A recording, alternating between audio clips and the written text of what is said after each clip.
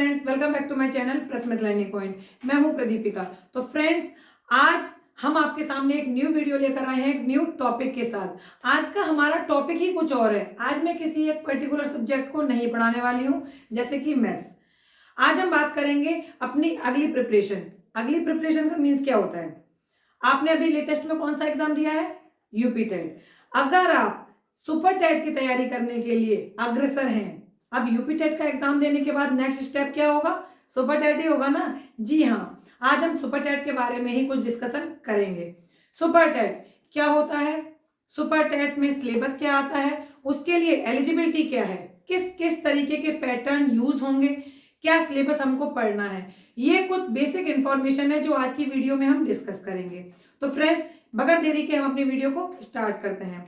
तो friends, super TET यानी कि सहायक अध्यापक भर्ती परीक्षा।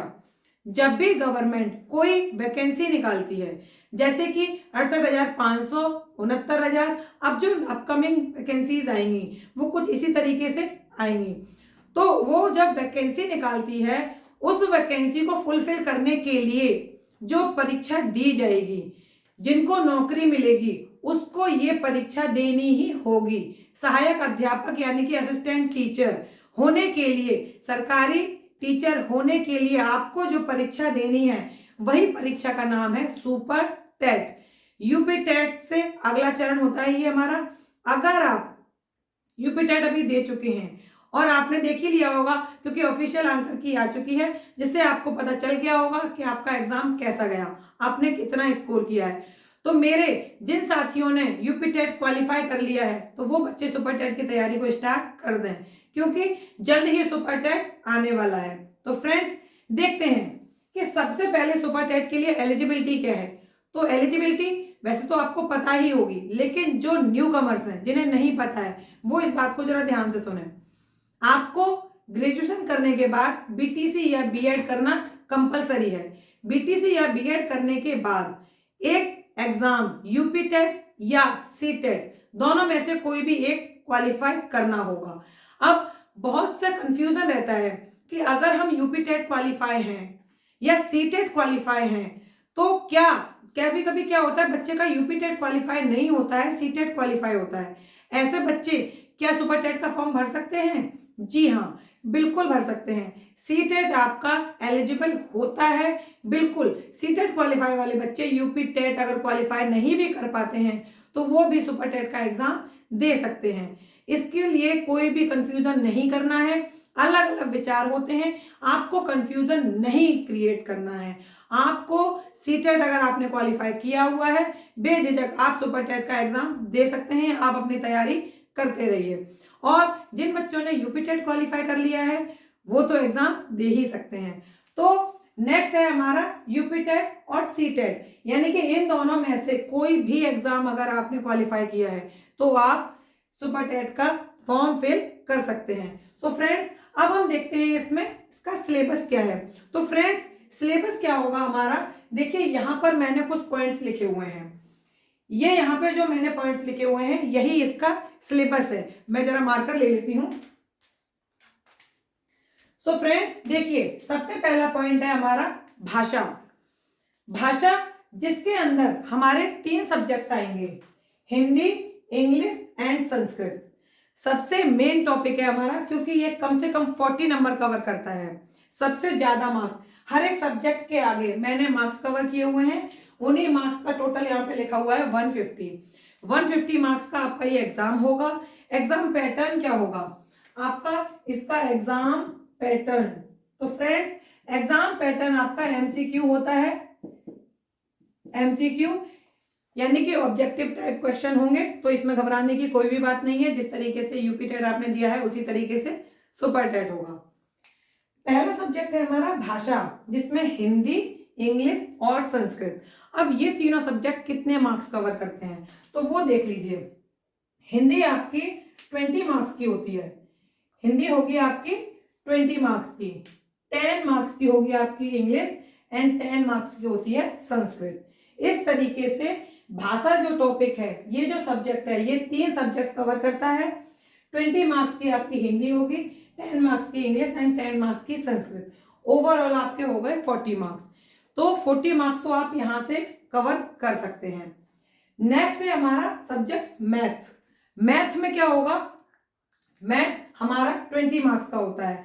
तो फ्रेंड्स आज के इस वीडियो में मैं सब्जेक्ट्स लेकर आई हूं और इन सब्जेक्ट्स को कैसे कवर करना है उसके बारे में हम थोड़ी सी बेसिक इंफॉर्मेशन लेंगे। इसके बाद पर्टिकुलर एक सब्जेक्ट को विद उसके कंप्लीट सिलेबस एक एक पॉइंट टू पॉइंट हम डिस्कस करेंगे, लेकिन किसमें, नेक्स्ट वीडियो में। उसके लिए क्या करना होगा, आपको मेरे चैनल को सब्सक्राइब करना होगा और ऑल बेल आइकन के बटन को प्रेस करना होगा, तभी तो मेरी न्यू वीडियो आप तक आ सकती है। मैथ आपका 20 मार्क्स का होगा, जो कि सबसे ज्यादा इंपॉर्टेंट होता है। मैं मैथ की टीचर हूं तो मैं तो यही कहूंगी कि मैथ एक इंपॉर्टेंट हिस्सा है किसी भी एग्जाम को देने के लिए। ये अलग से 20 मार्क्स आपके इजीली कवर हो जाते हैं, क्योंकि यहाँ पे मार्क्स कटने के चांसेस नहीं होते हैं, हम इसको सॉल्व करके करते हैं। ओके फ्रेंड्स, विज्ञान यानी कि साइंस, साइंस में आपका 10 मार्क्स का होता है। साइंस में आपकी फिजिक्स, केमिस्ट्री एंड बायो ये भी होगी, और मैथ्स में आपका अर्थमेटिक, ज्योमेट्री यानी कि अंकगणित, बीजगणित और रेखागणित, यहाँ तक आपका ये सभी कवर होता है। लेवल थोड़ा हाई है, मेहनत करने की जरूरत बहुत ज्यादा है, क्योंकि यूपी टेट का लेवल अगर ये है तो सुपर टेट का लेवल ये है। नौकरी पानी है तो मेहनत तो करनी पड़ेगी। उसके लिए आपको दिन और रात मेहनत करके कुछ यूट्यूब की सहायता से, कुछ बुक्स की हेल्प से आपको अपनी तैयारी जारी कर देनी चाहिए बगैर देरी के। अगर आप गैप लेंगे या सोचेंगे अभी थोड़ा सा टाइम के बाद तैयारी शुरू करेंगे, तो आप उन बच्चों से पीछे हो जाएंगे जिन्होंने तैयारी स्टार्ट कर दी है। पीछे रहना चाहते हैं क्या, नहीं ना, तो लग जाइए। देखते हैं अपना 4th सब्जेक्ट, भाषा यानी कि हिंदी, इंग्लिश, संस्कृत हो गया।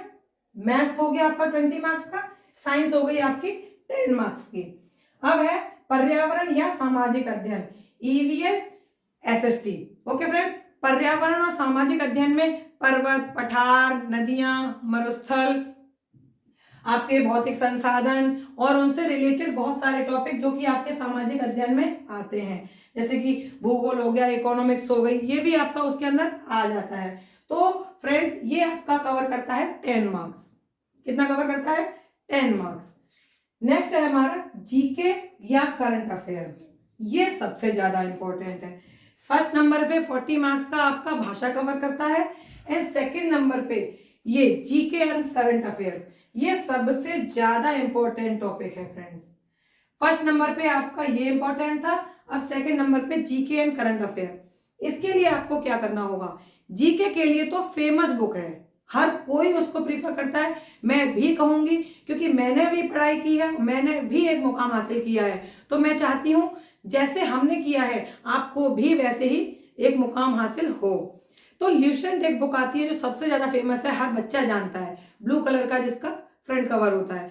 वही बुक आपकी काफी सारे नंबर कवर कर देती है। जीके के लिए वो बुक सबसे ज्यादा बेटर है। हिंदी के लिए भी मैं आपको करूंगी कि आप हिंदी की अगर ल्यूसेंट लेते हैं तो हिंदी वहां से बेटर स्कोर करती है।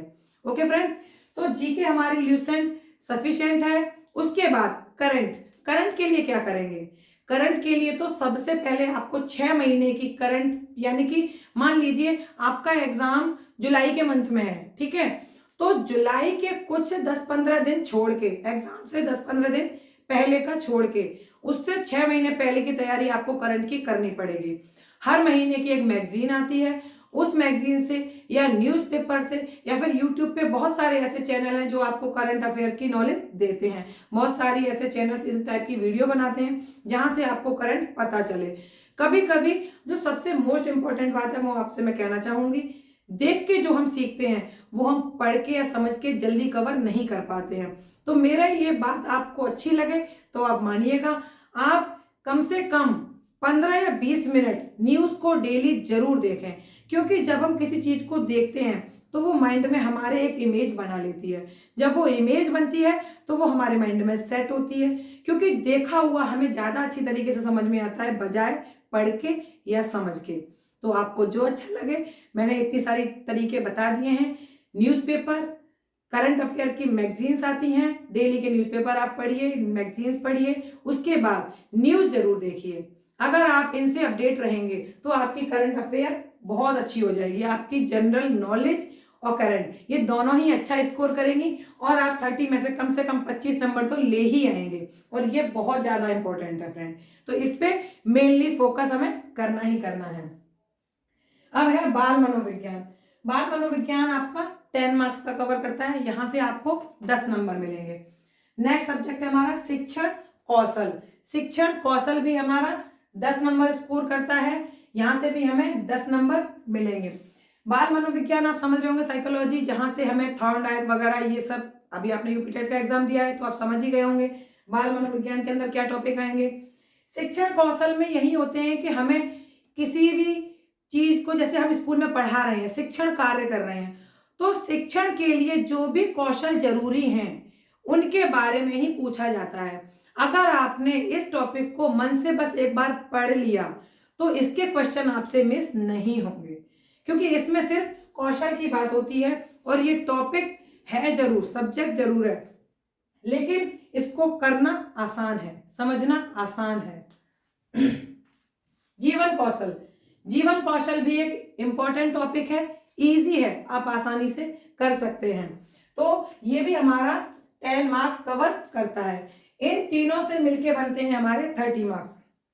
ये तीनों ही टॉपिक हमारे लगभग साइकोलॉजी के सिस्टम से जुड़े हुए होते हैं, यानी कि ये तीनों ही 30 मार्क्स लगभग साइकोलॉजी से ही मैच करते हैं।